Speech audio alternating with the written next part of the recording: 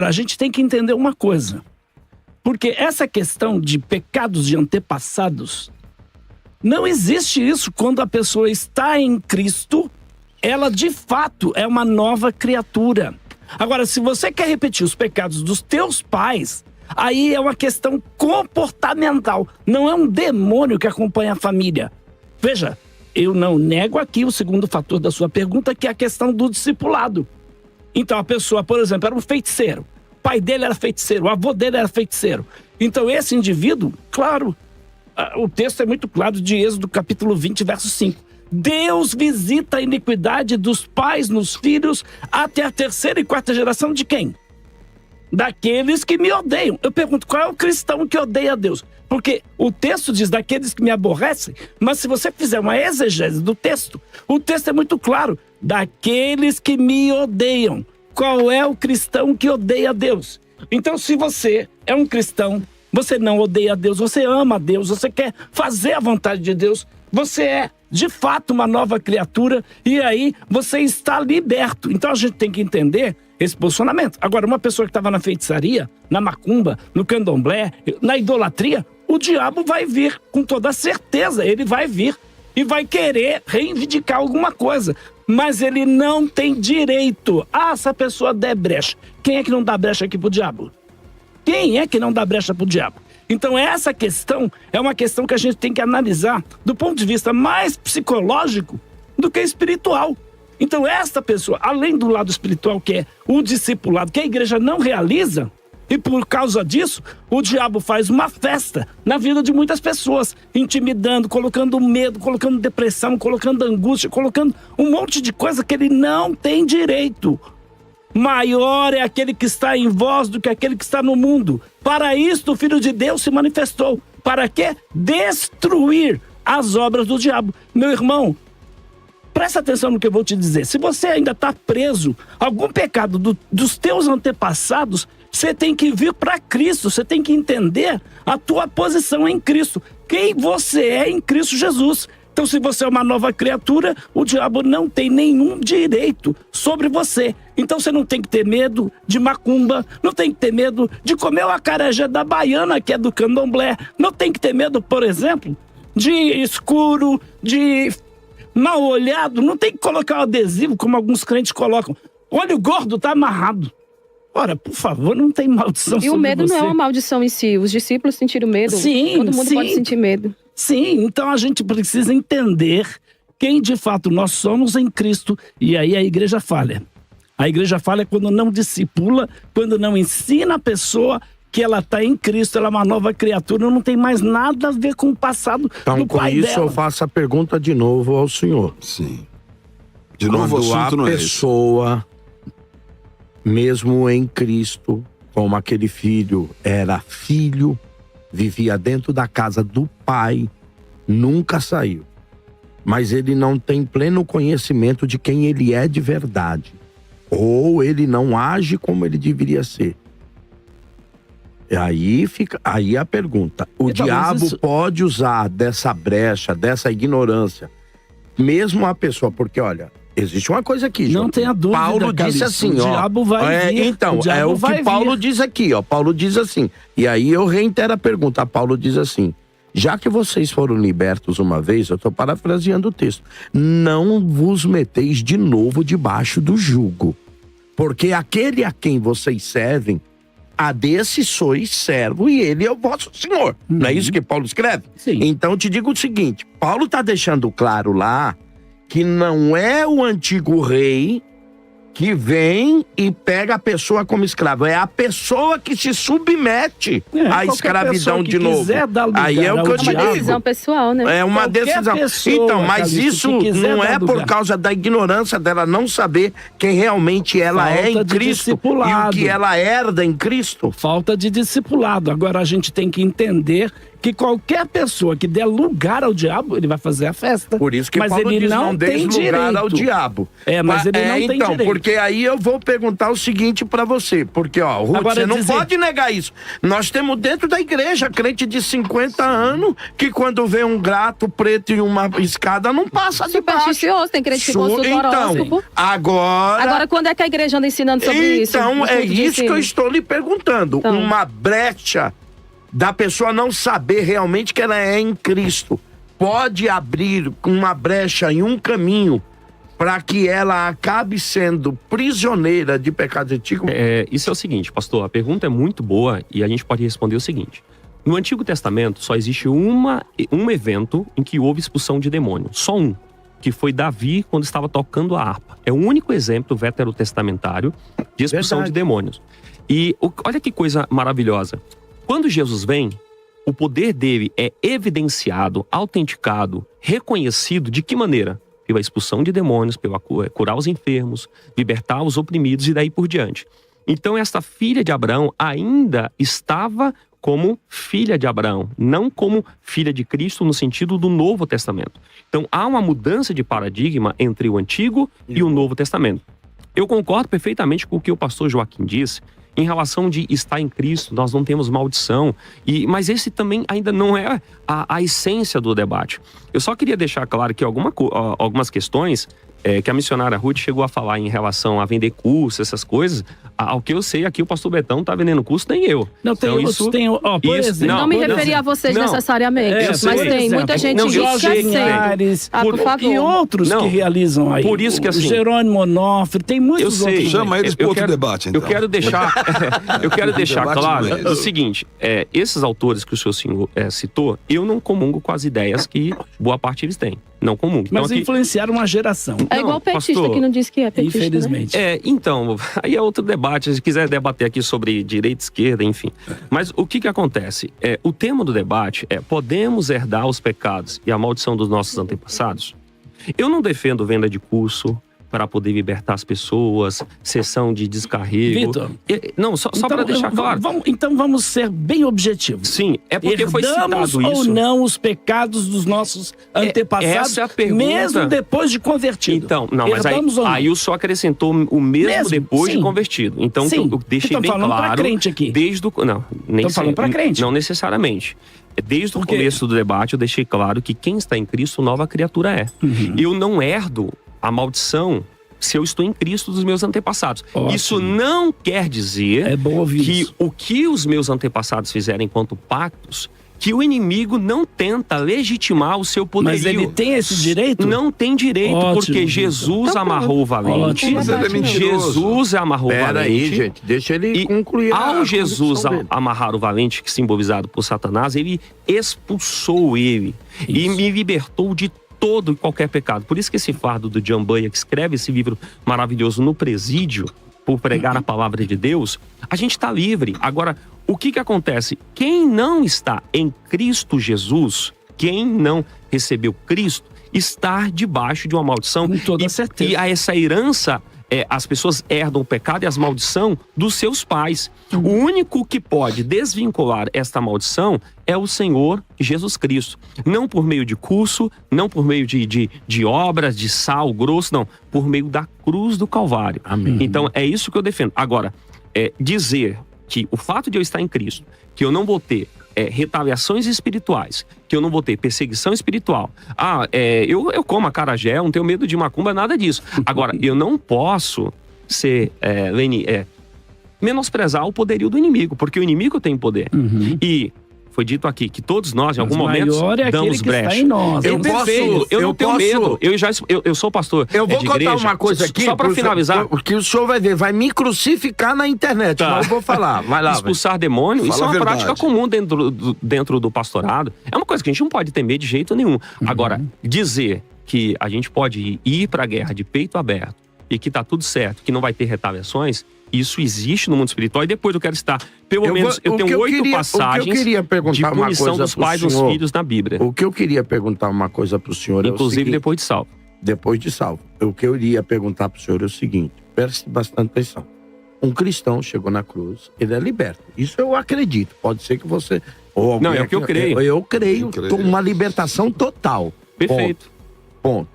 Mas o que eu perguntaria ao senhor é o seguinte, porque a gente vê cristãos ainda católicos. Por exemplo, na Semana Santa tem um monte de crente aí que não come carne, com medo de espirrar sangue. Tem um monte de crente que faz isso. Me chama por churrasco. Eu também vou. Eu quero é que se lasque.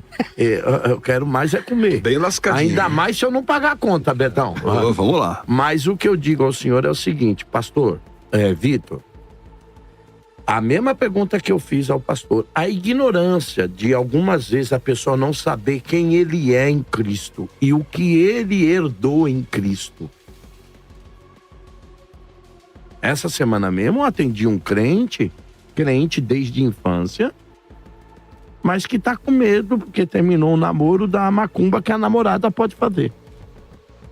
Então, a pergunta é, quando a pessoa não sabe quem ela é em Cristo, o que ela herda, essa ignorância pode abrir brecha para que Satanás tente trazer de volta ou escravizar essa pessoa a alguma coisa antiga? Como é que o senhor vê isso? Existe uma diferença entre possessão e opressão e seta. São 3 coisas diferentes. E as pessoas muitas das vezes confundem. O inimigo não tem mais poder. É impossível um crente ficar possesso. É impossível. Não, Caim endemoniado, era crente. É porque é desviado ou então nunca aceitou Jesus. Nunca nasceu de novo. Então, assim... Eu já orei pro dirigente ciclo de oração Caim endemoniado. já vi. Explicar isso aí. É porque ou nunca nasceu de novo ou se desviou. Agora, a pessoa ser oprimida... Isso já aconteceu certamente, a gente em algum ambiente percebe que é uma opressão externa. É um peso. Então o que é aquilo? É o inimigo tentando, por medo... Ou a consagração que existe no ambiente. Perfeito, uma consagração inimigo. E o que é uma seta? É um dado inflamado do maligno que ele lança sobre alguém para atingi-lo. Só que sempre do lado externo. Então o crente que ainda não se apropriou dessa herança bíblica, do escudo da fé, ele está suscetível a ser atingido pelo inimigo. Ser atingido é uma coisa, ser possesso é outra coisa. Então, assim, existem demônios que ele trabalha, se os pais daquela pessoa fez teve uma herança de um pacto geracional. Naquela pessoa que aceitou Cristo, aquela pessoa está livre. Isso não quer dizer que o inimigo não venha tentar reconquistar território, oprimi-la externamente. Aí o pastor Joaquim disse muito bem, essa pessoa não tem mais legalidade. Agora, evidentemente que mesmo crente, assim o diabo vem querendo tomar o território que ela teve Jesus, ainda. Exato. Eu fui anotando um monte de coisa. Vocês falaram 40 minutos, agora deixa eu falar. Então, o Bispo Betão tá chamando para a Bíblia. Se bem que ele participa de debate e não traz Bíblia, mas vamos lá. Aliás, ele tá chamando para ficar no assunto. Então vamos usar a Bíblia, porque o debate fica fraco se não tem Bíblia. Então vamos para João capítulo 9, versículo 1, que diz assim. Chamou para briga, hein, Betão? E passando o nome dela é Ruth, que é amiga. E é benigno. Então ela tá negando. Não, mas ele me chama de Jezabélica nos debates. Vamos lá. Se ela assumir, isso é outra coisa. Não, mas tá aí foi o senhor que chamou. Não, se ela assumir, né? Aqui é o seguinte. E passando Jesus viu um homem cego de nascença, e seus discípulos lhe perguntaram, dizendo, Rabi, quem pecou, este ou seus pais, para que nascesse cego? Jesus respondeu, nem ele, nem seus pais, mas foi assim para que se manifestem nele as obras de Deus. Jesus automaticamente operou um milagre, não houve nenhum tipo de sensacionalismo aqui, e na Bíblia ninguém passou por um processo de quebra de maldição. Então, eu gostaria de saber qual é a base bíblica, a não ser textos desconexos que vão usar para defender a maldição hereditária. O tema do debate ainda é: podemos herdar o pecado e as maldições dos nossos antepassados. Isso aqui deságua na maldição hereditária, como foi me passado quando me convidaram para vir para o debate. Mas aí foi falado o seguinte, se o remédio é suficiente, tá? Então, se o remédio é suficiente, quem é aqui que toma um remédio e sabe que ele é suficiente vai tomar um outro remédio? Não tem porquê. Então, assim, para que trazer, uma opção secundária? Quais são as armas corretas para uma pessoa ser liberta? Cristo, Bíblia, ensino, oração. E a culpa da pessoa não saber que ela é em Cristo, já foi falado, mas eu vou repetir, são das igrejas que não ensinam de forma adequada. O texto de Êxodo, capítulo 20... Mas essa não é a pergunta, Ruth. A pergunta não é a responsabilidade da igreja.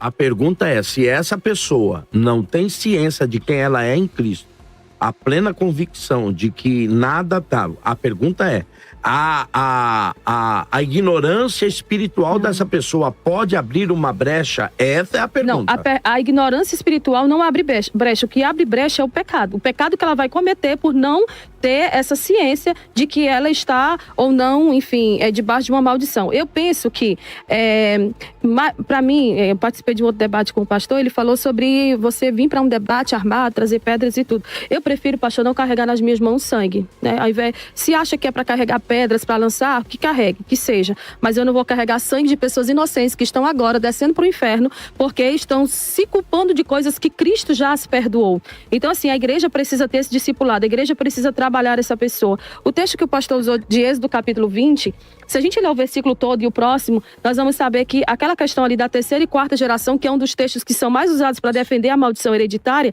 naquele contexto ali, as pessoas moravam em clãs, então morava o pai, os filhos, os netos e os bisnetos. Então, quando a maldição viesse, cujo único motivo seria a idolatria, a maldição só viria por causa da família cometer idolatria. Inclusive, depois, Daniel vai orar pedindo perdão a Deus pela idolatria que seus antepassados haviam cometido e ainda usam esse texto para respaldar uma maldição hereditária que estava, inclusive, sobre Daniel, que era uma pessoa que não havia pecado, que isso aí só são textos desconexos. Essa maldição viria, abrangeria a toda a família, né? As 4 gerações. Mas a misericórdia de Deus se estende até 1000 gerações daqueles que o amam. É como o pastor falou, quem ama a Cristo, ele não vai nem herdar, nem acreditar e nem cometer nenhum tipo de pecado a ponto de que Satanás tem influência sobre a vida dele, principalmente possessão também.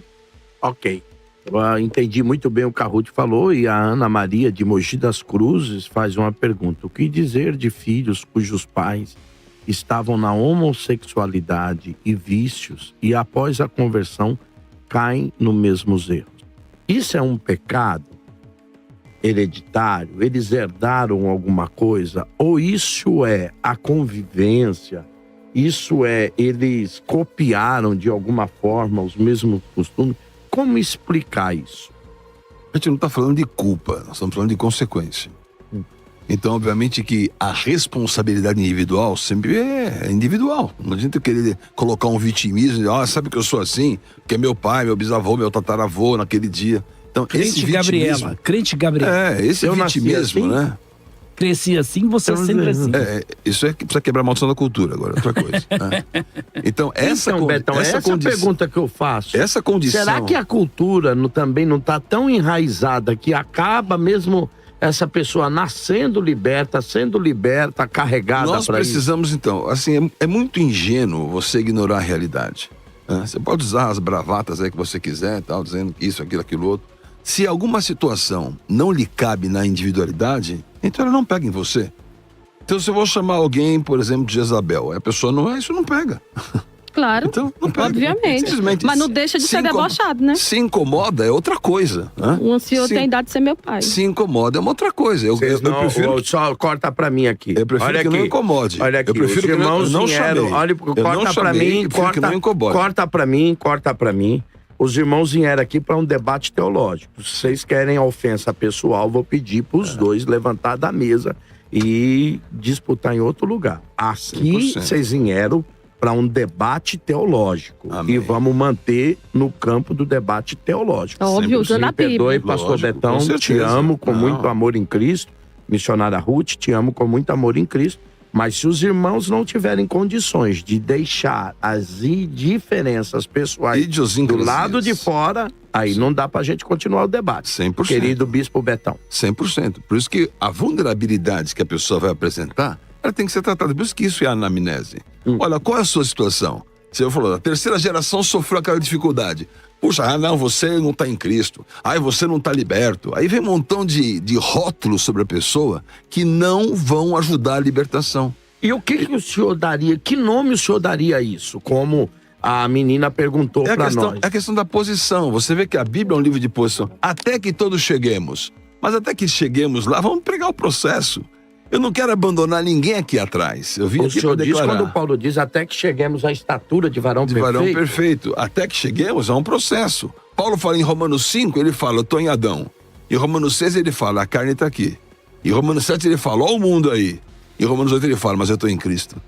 Então é maravilhoso você entender que você sai do 5 para o 8, tem um processo maravilhoso de posição. Então, olha qual é a nossa posição. Assentados nos lugares celestiais em Cristo Jesus. Que maravilha! Se você desfruta dessa posição e consegue estar nessa posição, você vai exibir contra o inimigo grande vitória. Agora, não ignora o ambiente. Não ignora o ataque, não ignora a vulnerabilidade, não ignora a anamnese e o aspecto anterior que existe, porque o inimigo vai usar disso para atacar. E se você colocar todos debaixo da mesma régua, você não vai ajudar e vai deixar pessoas para trás. Então essa é a essência do meu posicionamento aqui. Eu sei que o pastor Joaquim gostou de levar os livros aí. O Maicon de Santo André faz uma pergunta. Na Bíblia encontramos textos que mostram demônios dominadores, não sei se mostra, de territórios, não sei, de países, famílias e etc. Se houver brecha, a maldição pode voltar? Vai lá, Joaquim. Eu quero responder a nossa ouvinte anterior, nossa telespectadora anterior, falando do problema da família dela. O marido era homossexual e aí o filho se converteu e é homossexual. Eu duvido, me perdoe, eu duvido a conversão do teu filho. Eu duvido, desculpa. Eu acho que ele não se converteu. Eu acho que ele pode ter se tornado crente, é diferente. Agora, o texto aqui, porque a Bíblia vai falar, e para mim, a Bíblia é a palavra final, é muito clara. A nação de Israel tinha um problema. Eles chegaram lá para Deus e falaram assim, olha Deus, os dentes dos filhos se embotaram. Por quê? Porque os pais comeram uvas verdes. Sabe o que Deus faz? Deus diz assim para eles, vocês nunca mais vão dizer esse provérbio em Israel. Todas as almas são minhas. A alma que pecar, essa morrerá. Tá aqui, ó. Êxodo capítulo 18, verso de número 20. Ezequiel, é muito claro. Ezequiel 18, verso 20. A alma que pecar, essa morrerá. O filho não levará a iniquidade do pai, nem o pai a iniquidade dos filhos. A justiça do justo ficará sobre ele, e a perversidade do perverso cairá sobre este. Mas se o perverso se converter de todos os pecados que cometeu e guardar todos os meus mandamentos e fizer o que é reto, o justo certamente viverá e não será morto. De todas as transgressões que cometeu, não haverá lembrança contra ele. Pela justiça que praticou, viverá. Então aqui, o texto da Bíblia, por favor, depois leia todo Ezequiel capítulo 18. Você vai entender que não tem nada a ver com o teu pai, com a tua mãe, com o teu avô, bisavô, tataravô. Tem a ver com as suas atitudes hoje. Então você precisa ser liberto. Se está no homossexualismo, se está na feitiçaria, se está na jogatina, aonde você estiver numa vida de pecado, você tem que se posicionar. Você tem que abandonar o pecado. Você tem que viver uma vida para Deus. Então, para de ficar buscando bode expiatório. Porque é muito simples, Calixto. O pessoal da quebra de maldição hereditária, esse pessoalzinho, fica aí, infelizmente, não assumindo a sua responsabilidade e dizendo assim, é meu avô, é meu pai, é o terreno onde eu moro, é a casa mal assombrada, a casa do feiticeiro, é isso, é aquilo. Não, não é nada disso, é um posicionamento em Cristo Jesus. Eu gostaria aqui também, pastor, de apresentar algumas razões, exemplos bíblicos, que mostram pra gente a questão dos pais herdarem os pecados, os filhos herdarem os pecados dos pais, essa questão que a Bíblia mostra pra gente. Então, por exemplo, primeiro exemplo é o de Adão. Adão cai, todo mundo herda esta culpa adâmica. Segundo exemplo, o filho de Davi morre, segundo Samuel 12:15, diz que então Natã foi para a sua casa e o Senhor feriu a criança que a mulher de Urias dera à luz a Davi. A criança adoeceu gravemente. O que é isso? A criança, qual o pecado que a criança teve? Nenhum. Mas o pecado do pai recaiu sobre o filho. Isso é Bíblia. Além disso, segundo Samuel 12:10 e 11, diz assim na parte final do texto: assim diz o Senhor, eis que da tua própria casa suscitarei o mal contra ti, e tomarei tuas mulheres à tua própria vista, e as darei ao teu próximo, e aí daí por diante. Ou seja, a família de Davi foi amaldiçoada por conta do pecado que Davi teve. Isso também é texto bíblico. Além disso, Noé amaldiçoou Canaã. Quem pecou foi Cã. A maldição veio sobre a descendência de Cã. Canaã em diante. Isso também é texto bíblico. Além disso, os 7 filhos de Saul, em 2 Samuel 21, versículo 1 a 14, tiveram que ser mortos para que a praga saísse de Israel. O texto diz que quem pecou foi Saul, mas os filhos levaram a culpa e foram sentenciados. Isso também é texto bíblico. E lá na frente Deus recobra que mate todos eles. Por causa do pecado de Saul. Do pai, exatamente. Isso é texto bíblico. Tá aqui, 2 Samuel capítulo 21, versículo 1 a 14. Quando Davi peca, Deus mandou o anjo para destruir Jerusalém. Todo o povo iria herdar a culpa de Davi, só que Davi se arrepende e a maldição não cai. Os judeus é um dos povos, ou se não o povo, que mais sofreu na história da humanidade. Quando em Mateus 27, 25, eles dizem assim, sobre a crucificação de Jesus, que o pecado, que a culpa caia sobre nós e sobre nossos filhos. Por que o holocausto judaico? A Inquisição Católica no período da Idade Média contra o povo judeu. Até mesmo a destruição do ano 70. De Jerusalém, exato. Então, os filhos herdaram a culpa pelo pecado de seus pais. Isso também é texto bíblico. A Bíblia também diz sobre punição de pecados cumulativos. O período da grande tribulação será um período de ira divina contra aquela geração por conta do pecado não só daquela geração, mas das gerações que precederam. Para corroborar com isso, 2 Reis, capítulo 23, versículo 25 e 26, eu poderia gastar muito mais tempo aqui dizendo, então depois eu gostaria de fazer uma exegese explicando Ezequiel capítulo 18, porque a posição que eu defendo é a maldição, sim, os filhos herdam a culpa dos pecados de seus pais. E o único meio de quebrar isso é em Cristo Jesus. Se não for em Cristo Jesus, essa culpa é herdada. Olha, a Marilene da Moca, Ruth, tem aí alguns textos aí que vocês vão precisar contrapor ou nos explicar. Porque os textos são fortes. A Marilene da Moca diz o seguinte: como explicar a falta de chuva no reino de Davi por uma quebra de aliança cometida por Saul, feita muitos anos antes por Josué, que só foi resolvida com a morte dos filhos de Saul. Foi o texto que falamos. O texto que o senhor citou, a Marilene. Olha, com isso, eu digo, senhor, a nossa responsabilidade. Você vê que o ouvinte tá lá, mas tá ligadão e também procurando lá nas suas crenças, nas suas concepções para combater. Agora, de quem é agora aqui? O senhor é o último, é pastor? Sou eu. É a Ruth? É a Ruth, vai lá, Rutinha. Eu vou usar um texto de Provérbios 17, versículo 13, para responder o que o irmão colocou, o pastor colocou aqui, nos textos que ele trouxe. Provérbios 17, 13 diz: a quem quer que recompense o mal pelo bem, o mal não partirá, não sairá de sua casa. Então, esses textos todos que ele citou, ele está citando a lei da causa e do efeito, e não maldições hereditárias necessariamente. Por quê? Se nós considerarmos, Caim e Abel eram filhos da mesma origem, só que ambos tiveram atitudes diferentes e por causa disso, teve a maldição e o outro não. Se nós considerarmos Abraão, de uma família idólatra, considerado amigo de Deus, né, quando Deus o chamou, ele rompeu com a prática dos seus antepassados. Ninguém é obrigado porque o pai foi adúltero, prostituto, beberrão, ele também ser. E o que aconteceu na vida de Adão?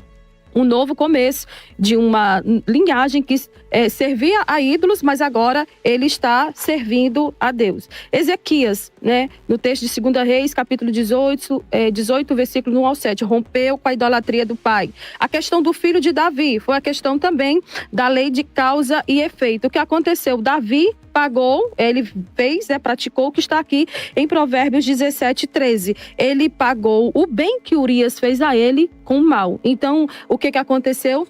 Respingou na sua casa, respingou na sua família. Um casal que passa por um divórcio, os filhos, eles vão ter as sequelas, né? Uma pessoa que, da mesma maneira, uma pessoa que se alimenta bem e uma pessoa que não se alimenta bem na casa, o outro tem uma tendência a ter problemas de saúde que o outro não teve. Então, tudo é uma decisão. Isso aí não é maldição hereditária. As nossas ações refletem no filho. A criança morreu, né? Sim, reflete no filho, é uma lei natural. Isso se fosse uma maldição hereditária, todo mundo teria que passar, então, todos os filhos primogênitos ou os filhos dos outros filhos sucessivamente teriam que morrer. O exemplo de Davi. Tá, mas se é uma maldição, a gente precisa abranger. Quem é que define qual é a abrangência dessa maldição? Aonde? Êxodo capítulo 20, versículo 5, 6. Mas já foi explicado o contexto. Mas já foi explicado o contexto. Eu não expliquei o texto. Deus visita a iniquidade dos pais nos filhos até a terceira e quarta geração. E a bênção? De que me aborrecem. E a bênção? Quem aborrece? Através de quê? Da idolatria. Não é porque eu cometi algo aqui que meu filho tem que fazer também. Não, mas se for assim, os filhos do pastor Calixto tinham que passar pelo mesmo que ele passou. Vocês não responderam ainda o texto que a ouvinte mandou aqui. Sem causa. E o exemplo de Saul, as dos maldições filhos sem que morreram. Causa, elas não se cumprem. Tá, mas a causa da morte dos filhos de Saul foi que Saul tinha pecado. A ouvinte está esperando a resposta. Nós precisamos ter no mínimo. Peraí, vamos lá, vamos dar a resposta pro ouvinte. O ouvinte está perguntando o seguinte. Vamos lá e não emular. Vamos lá, volta a pergunta aí, que eu também gostei dessa daí. Eu quero também entrar nessa briga aí no sentido de ser esclarecido e o Betão tá fugindo do debate, mas tudo bem. Vamos lá. Como explicar? Emular não. Vocês vão ter que explicar. Tá? A ouvinte tá pedindo uma explicação. Como explicar a falta de chuva no reino de Davi por uma quebra de aliança cometida por Saul? Ponto. A primeira pergunta é, então vamos lá, vamos começar a definir? Pronto. Quantos anos se passaram para que aquela terra, aquele ambiente, sofresse uma consequência do quê? Falta de chuva. Quantos anos se passaram, mais ou menos? 3 anos consecutivos, né? Primeiro. Não, 3 anos sem chuva. Isso, sem chuva. Não, eu tô dizendo quantos anos se passaram, desde o fato até que não chovesse. Quantos anos isso tem? Saul reinou 40 anos. Eu não sei exatamente o tempo, mas é dentro desse período aí. Então nós podemos supor ali, pela minha conta, parece que é cerca de 20 a 23 anos depois do fato que não chove. Se alguém tiver outra conta melhor... Mas é por aí mesmo. Parece-me que é isso. O fato foi feito aqui, 23 anos depois, a região começa a sofrer secas áridas por causa daquele fato. Então, muitos anos antes por Josué, que só foi resolvido com a morte dos filhos de Saul. A minha pergunta é, o que aquela geração... Qual foi a culpa daquelas pessoas que ficaram sem água pelo fato acontecido no passado? E por que eles estão sofrendo a consequência de um ato que eles não fizeram, que eles não tiveram qualquer tipo de culpa? Está aberta a palavra, Bispo Betão. Isso é um exemplo claro das requisições. Então, estamos falando de requisições, estamos falando de vulnerabilidades, estamos falando dessa herança que vem. Então, eu vou ficar dividindo percentualmente. Isso aqui foi herança, isso aqui foi requisição, isso aqui foi vulnerabilidade. Eu estou colocando todas as coisas num cesto declarando, olha, você vai ajudar as pessoas naquilo que elas estão sofrendo de ataque e de consequência, entendendo esse contexto, entendendo essa anamnese, fazendo a análise desse histórico, porque o inimigo vai se utilizar dele. Você vai encontrar uma oposição e não vai vencer essa oposição.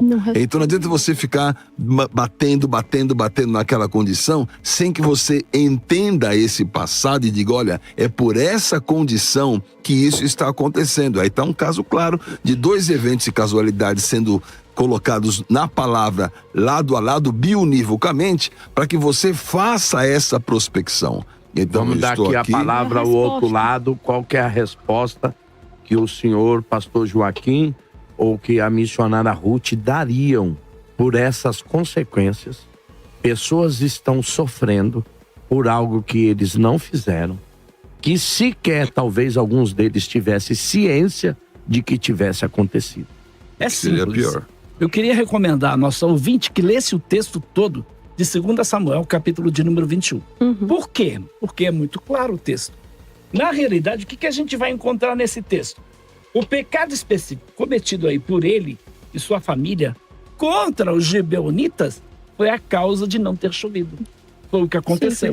Mas ok, Sim, Joaquim, mas- ok. Mas eu quero saber o mas seguinte, não foi o não pecado pode dar de pergunta Saul. não pode foi dar o pergunta pecado não. de Saul. E o que aquelas pessoas de 23 anos depois têm a ver com o pecado de Saul? Essa passagem, então, ela é importante para nós, por quê? Porque durante o reinado de Davi, houve aí, de fato, esse período que não choveu, que veio a fome, que durou 3 anos. Agora, por outro lado, a gente tem que entender, porque Davi buscou conselho de Deus. E o que aconteceu? A fome veio por causa da atitude de Saul, a fome veio porque sua família era uma família Beleza, sanguinária. Joaquim, tá Então, certinho. então tá, eu Mas sou a do lado de cá. pergunta que eu fiz é o que Eles eu tenho a ver com assassinaram isso? os Ele tá tentando se esquivar da Deus tá, resposta. querendo, Não, Deus é tá muito chamando o Então povo. vamos lá, Ruth, o que muito simples. vai e responde sem eco-nheco. Deus. Tá Eu tentando quero se saber o esquivar. seguinte, 23 anos se passou, tinha famílias ali que sequer conheciam o fato. O que nós temos a ver com isso? Só. Por que nós estamos sofrendo por um pecado que não foi nós que cometemos? Então, nesse caso, primeiramente precisamos explicar. Isso ali não foi uma maldição hereditária. Ali foi o resultado da violação de um pacto. Então, se eu violo um pacto, como, por Ok. exemplo, um casamento, os meus filhos, eles vão sofrer as consequências disso também. Não é só filho, mas também neto, enfim. Porque eles vão... se tornar pessoas feridas devido àquilo ali que aconteceu, precisa passar por um tratamento. Às vezes, o que aconteceu ali? Houve a violação de um pacto. Sendo assim, aquela seca funcionou como um convite ao arrependimento para que aquelas gerações se voltassem a Deus. Porque Deus, o que Deus estabelece desde o princípio? Que o povo não deve ser idólatra. O que o povo faz? Sempre idolatrando, sempre quebrando princípios, sempre violando os pactos, as alianças que havia feito. Isso. E Deus, ele vai chamar a atenção do povo. Então, Deus a tem sua suas maneiras. explicação é que, de alguma maneira, aquela geração Sofreu também a quebra da estava aliança. violando o pacto, estava violando de alguma maneira os pactos com Deus, e aí eles herdam. Sim.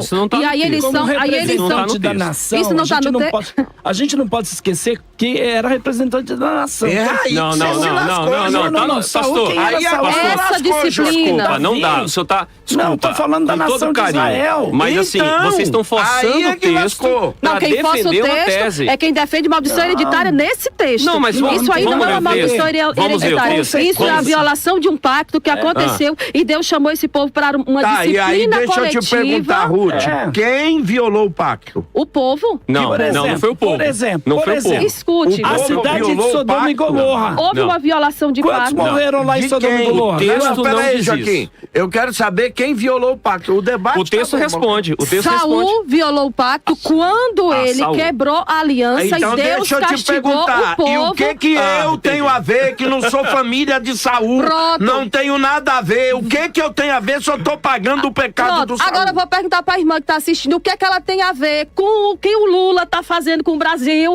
que tá quebrando o Brasil e todo mundo tá pagando a conta. Não, pastor, permita a minha gente. Peraí, deixa a isso Ruth mesmo. terminar. Consequências. Deixa a Ruth terminar que o argumento dela é bom. Mas aqui não é Porque consequência. Davi tomou providência. Peraí, Davi o que tomou eu tenho a ver com a providência para reparar. palhaçada do Congresso?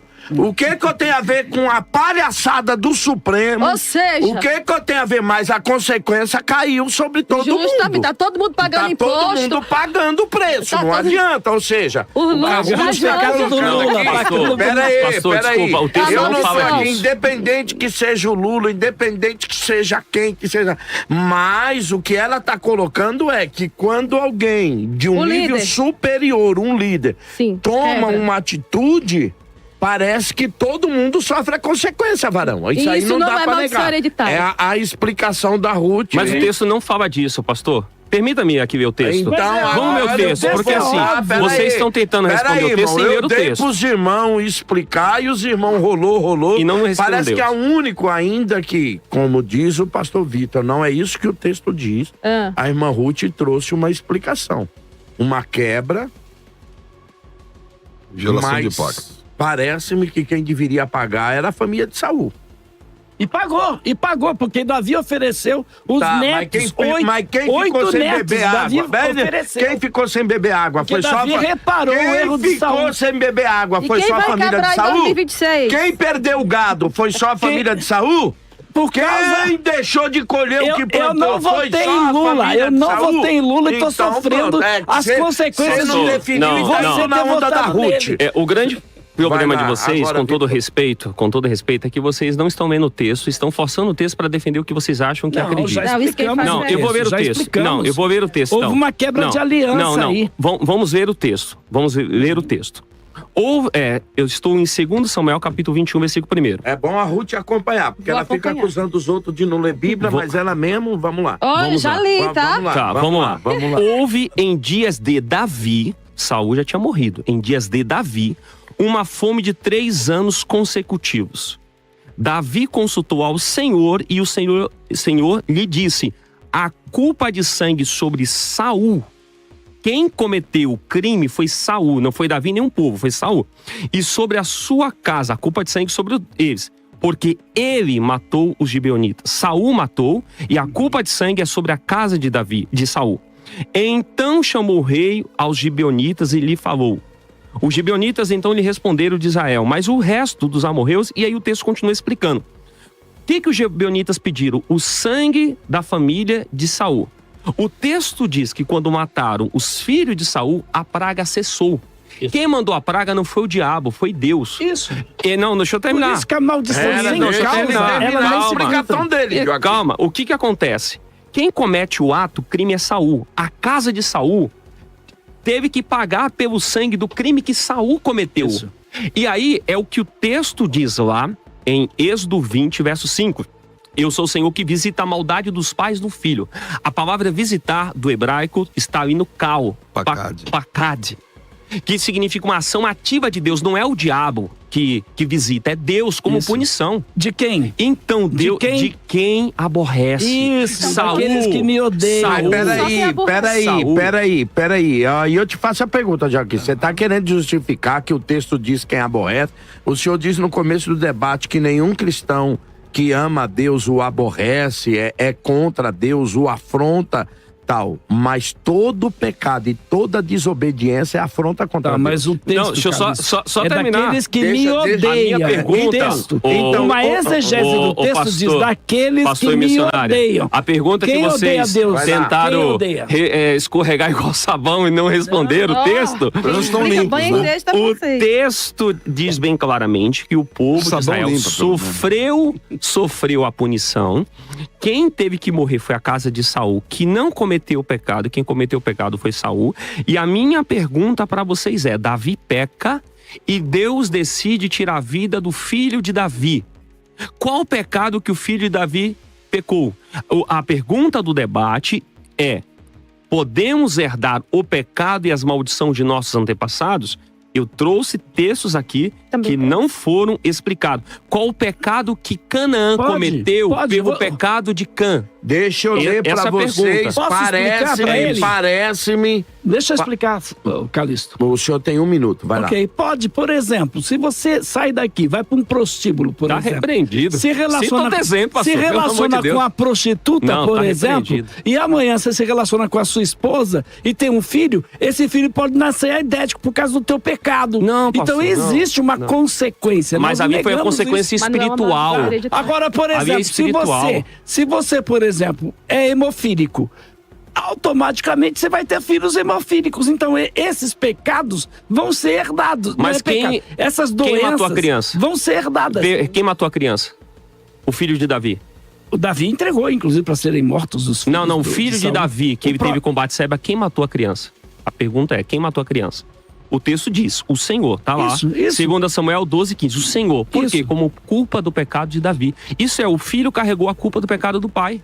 É a lei da causa Olha, e efeito. Isso não é Ele causa e pecou efeito. e o É filho- uma Não é causa e aliança efeito, quebrada, porque é a Deus poderia consequência não da ter matado aliança a criança. quebrada. Mas Deus poderia. Deus Foi matou também como exemplo para que as outras pessoas vissem e não cometessem Então os você mesmos passou do lado de cá pecados. do debate. Não, Não, senhor, não, de essa é a forma questão. alguma. De forma alguma. Não, Ah, quer nós não dizer que- acreditamos que tem demônios que acompanham Eu porque citei seu pai demônios? comete Eu não pecados. citei Não, demônio. não, Eu não citei demônio. não, Joaquim. Eu não A citei pergunta demônio. não Mas é tem a demônio, teoria. não tem herança. Mas é- Então, É a teoria de que os filhos levam os pecados dos pais. Essa teoria. Agora, o que é hereditário de verdade? É a bênção, que a bênção vai até 1000 gerações. Sim. Isso sim é hereditário. E vou mais longe. Também não é o fato de você ser crente que os teus filhos vão ser crentes. Eles precisam se converter. Decisão pessoal. Né? Então, é pessoal. Por isso também a questão do pecado. E vocês não responderam de Canaã. A alma que pecar, É o pecado que Canaã essa fez. morrerá. O pecado de Canaã vocês não responderam. Só sei que em Cristo nós já fomos justificados pela graça. Ninguém está duvidando. Se eu fosse- Ninguém duvida da situação de Cristo. Mas o senhor sempre quer trazer algo complementar para dizer que quer trazer um contraponto ou uma perspectiva. Não se abre contraponto nem perspectiva onde a Bíblia não respalda isso. Não, isso é uma O bispo bravata. já foi embora do debate. Isso é uma bravata. Vai lá, Isso é uma bravata. palavra com o senhor. A questão real é a seguinte: Deus, ele está visitando, não é o inimigo que está visitando. Há uma requisição que está existindo e nós estamos como pessoas que vão cuidar desse rebanho, vamos entender essas situações e trazer essas situações uma maneira correta de libertação. Então, assim, você não vai dizer o seguinte: olha, o que está acontecendo na situação, o médico, a presença do médico, ela vai alterar a malignidade da doença? Não, a doença está ali, o médico está ali. O médico vai salvar todos os casos? Não vai salvar todos os casos. Mas quem ele vai salvar com melhor capacidade? Aquilo que ele souber. Então, nós como médicos, cooperando em nome do médico dos médicos, temos que ter esse entendimento. Quanto mais entendimento você tiver do que está acontecendo, respaldado por toda a história bíblica, que eu não vou ficar querendo explicar um texto fora de um princípio. Se isso é um princípio e o texto está ilustrando esse princípio, não adianta eu querer negar o princípio, colocando exegese em cima do texto. Então, concordo 100% com o que falou o pastor Vitor. Nós estamos colocando uma condição das requisições que existem, das vulnerabilidades que existem e da condição da suficiência de Cristo como um remédio. Mas aprenda a aplicar essa situação como um bom médico. E aí, Joaquim, como é que fica? Agora eu vou citar um outro texto aqui para vocês me explicar. Porque a mesma Bíblia que diz que parece que eu estou sujeito àquilo que eu fiz no passado pode trazer consequências no futuro. Paulo, as mulheres têm dúvida, Joaquim, escreve para ele e aí eu quero que o senhor responda a gente. Paulo escreve, as mulheres escrevem para Paulo com dúvida do seu filho e olha o que ele responde para elas. Será que vocês não leram que a mulher santa santifica o marido? Ou que o marido santifica a esposa? Se não fosse assim, os vossos filhos seriam imundos. Ou seja, eles teriam consequência de toda essa mazela de vida que vocês levam. Mas Paulo diz assim, mas eles são santos no Senhor. Parece que Paulo está eliminando qualquer poder aí, Betão, e você, Vitor, vai ter que explicar. Paulo está explicando, não tem poder nenhum a vida do passado, nem sua, nem do seu marido, porque a ação de um ou de outro santifica o filho de vocês. Ou seja, parece que esses meninos estão imunes a qualquer coisa que vocês tenham feito no passado, desde que um deles santifique o ambiente. Está em Cristo. Então, perfeito. É o que eu estou perguntando. Então, não vem querer colocar maldição sobre mim, não, que eu estou fora dessa desgraça. Vai lá, pastor Joaquim. Só para a gente entender, eu quero deixar bem claro, para tornar prático, até para nossa querida ouvinte que trouxe esse questionamento polêmico. Muito bom, né? Parabéns, querida. Polêmico. Não tem que se preocupar com isso. O que aconteceu lá com Davi, com Saul, tem que saber o que acontece com você agora, em Cristo Jesus. Então, por exemplo, Deus enviou maldições, sim, claro que envia. Deus é quem abençoa e Deus é quem amaldiçoa. O que é bênção? Por exemplo, o que é bênção? Bênção é estar na presença de Deus. O que é maldição? Maldição é estar longe de Deus. Isso é importante nós definirmos o que é bênção e o que é maldição. Então, à luz da Bíblia, bênção é estar na presença de Deus. Maldição é estar afastado de Deus. Se você está perto de Deus, você está debaixo da bênção. Se você está longe de Deus, está debaixo de maldição. Então, isso está claro. Outra coisa muito importante, você tem que entender agora, e aí tua família precisa entender isso, quem quer que seja que está com problema, precisa entender a posição em Cristo Jesus. A posição em Cristo Jesus é que eu não tenho nada a ver mais com os pecados dos meus antepassados. Por quê? Porque o texto é muito claro de Ezequiel 18. Deus visita a iniquidade dos pais nos filhos até a 3ª e 4ª geração de quem? daqueles que me odeiam. Então Ezequiel 18 diz que o filho não leva a culpa do pai e o pai não leva a culpa do filho. A alma que pecar, essa que morrerá. Então isso vale para mim, isso vale para sua família, isso vale para qualquer pessoa. O camarada é um feiticeiro, como eu conheço casos. Ele vai criar o filho dele onde? Na igreja? Não, se ele é um feiticeiro, vai criar o filho dele na feitiçaria. Então esse camarada que foi criado na feitiçaria vai casar, vai ter filhos, vai ser um feiticeiro também, porque o pai dele era feiticeiro. Eu vou dar um exemplo meu. Meu pai me criou dentro de um bar. Então eu vivia debaixo da jogatina. Vivi isso dos 11 aos 22 anos. Mas eu aceitei Jesus, me entreguei para Jesus, minha vida mudou. Nunca mais eu quis saber de jogatina. E aí eu te pergunto, meu filho, por exemplo, tá na jogatina? Meu filho tá dentro de um bar? Não. Então nós não temos mais maldições. Nós temos a bênção de Deus. A bênção do Senhor, ela enriquece e não acrescenta dores. É o que diz a palavra de Deus. Mas também, pastor Joaquim, não dá para negar. Eu louvo a Deus pela sua vida, pela vida da sua família.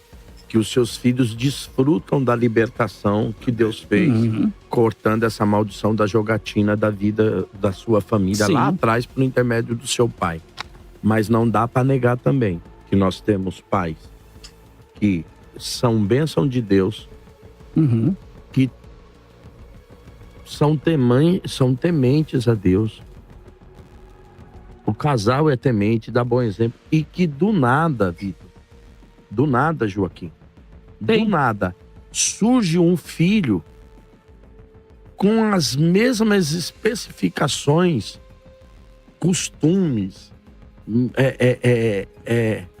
atos, práticas de os alguém, antepassados, sabe? Como explicar isso, Porque Joaquim? ele viu isso dentro da família, ele viu isso dentro da família, ele ouviu isso da própria família. E você acha que isso pode gerar... Influencia psicologicamente, por isso que a gente tem que dar exemplo, por isso que a gente tem que evitar determinadas práticas. Então, por exemplo, se o meu avô era alcoólatra, eu te pergunto, eu vou introduzir álcool na minha família?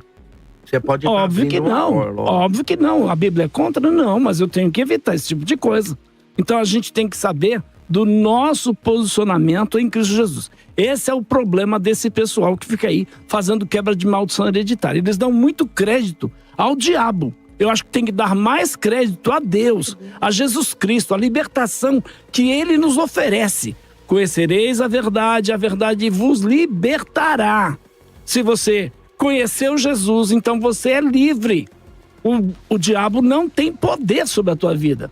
Agora, essa ideia, mas se ele der brecha. Infelizmente, todos nós damos brecha ao diabo.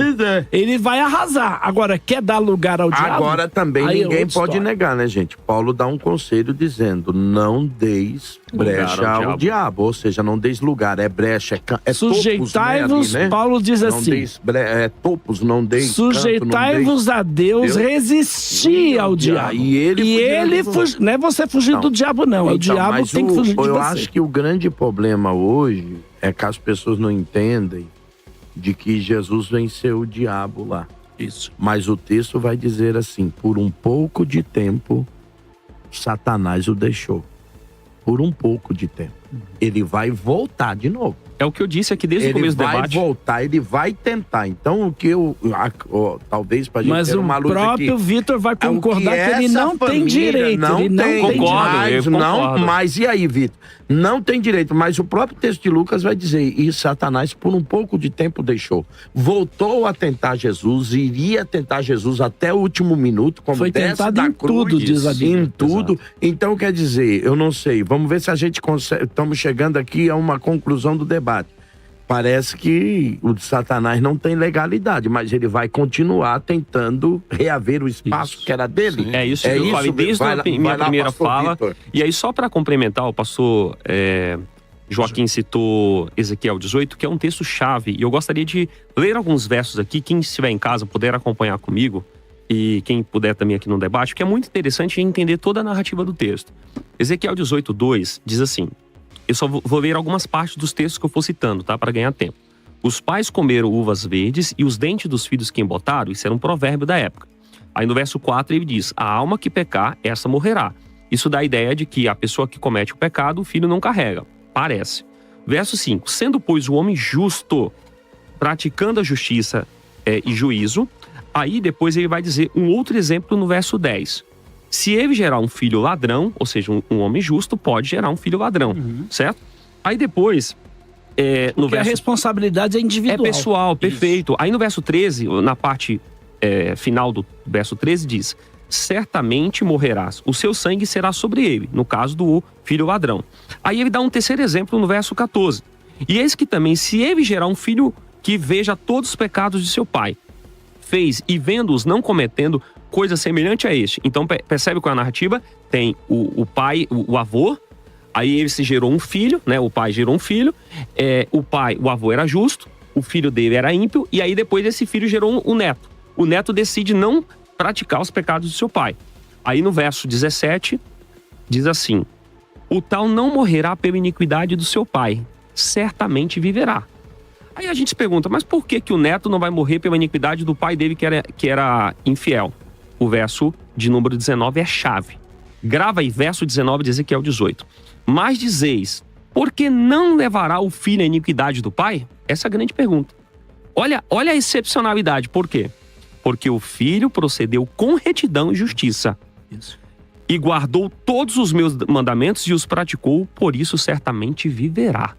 Ou seja, se o filho não praticar a justiça, ele está debaixo de uma maldição geracional. Correto. Essa ideia de herdar o pecado dos pais dos filhos, maldição hereditária como alguns chamam, é bíblica. O texto de Ezequiel corrobora. Pro ímpio. Pro ímpio, perfeito. Isso. Agora, a única coisa que muda, então, é a Cristo. mudança de atitude dessa pessoa. Exato, é E Cristo. essa mudança de atitude, para nós, vem com É o poder de reação. o poder de reação através da Perfeito, cruz. Porque ela não é compulsória, mas você negar a existência dela é ingenuidade. Tá, entendi. Então não vamos ser ingênuos em negar a existência. Nós vamos ser práticos em oferecer uma solução. A solução, ela não é a mesma Para todo mundo. para todo mundo. Ela é uma só em Cristo, mas ela vai variar com as medidas. Então a experiência que nós temos de poder aconselhar as pessoas e dizer, olha, você vai passar por isso, você vai ter essa condição. Então isso é muito importante, senão você não vai dar uma ajuda real às pessoas para aquilo que elas precisam Vamos lá, receber. Vitor. Agora a Só pra pessoa finalizar, pegar e pastor. dizer assim, o meu filho é homossexual porque o pai viveu a vida inteira dizendo, é um mariquinha. Não, tá errado isso. Pastor, aí, só pra finalizar, o Não, que mas acontece? peraí, mas Deixa eu peraí. só terminar aqui, Vai lá, pastor, vai lá, rapidinho. vai lá. O que acontece? Essa pessoa que é justa, ela não herda o pecado do seu pai porque Cristo se fez maldito por ela. Então a maldição geracional que cairia sobre ela Cai sobre Cristo. sobre Cristo. E esse é o grande lance do cristianismo. Cristo morreu por nós. Não é isso que Paulo diz lá? Se Isso. Deus é por nós, Quem será contra nós? Ele diz que Romanos 8. Cristo se fez maldito em nosso lugar, Gálatas 3,13. Então, irmãos, essa é a dinâmica do cristianismo. A maldição, a punição que Existe. haveria de cair sobre nós, Cristo se colocou em nosso lugar para que nós pudéssemos estar no lugar de salvação. É exatamente isso que eu escrevi e está aqui no meu livro que Aí você pode já adquirir. vem o merchandising que é só Jesus. Ruth! Pastor, só queria saber se temos essa doutrina, né? Porque isso deveria ser tratado como uma doutrina. Se temos, então, essa doutrina da maldição hereditária ou da herança espiritual, por que que na Bíblia nenhuma pessoa, nenhum exemplo não há de pessoas que passaram por um processo de quebra de maldição para respaldar que pastores ou líderes precisam fazer isso? Então, eu sei que já estamos caminhando para terminar, né? Os irmãos falaram bastante, mas se nós considerarmos a questão ali do livro do peregrino, que foi trago aqui à mesa, quando ele chega ao pé da cruz de Cristo, todos os fardos caem.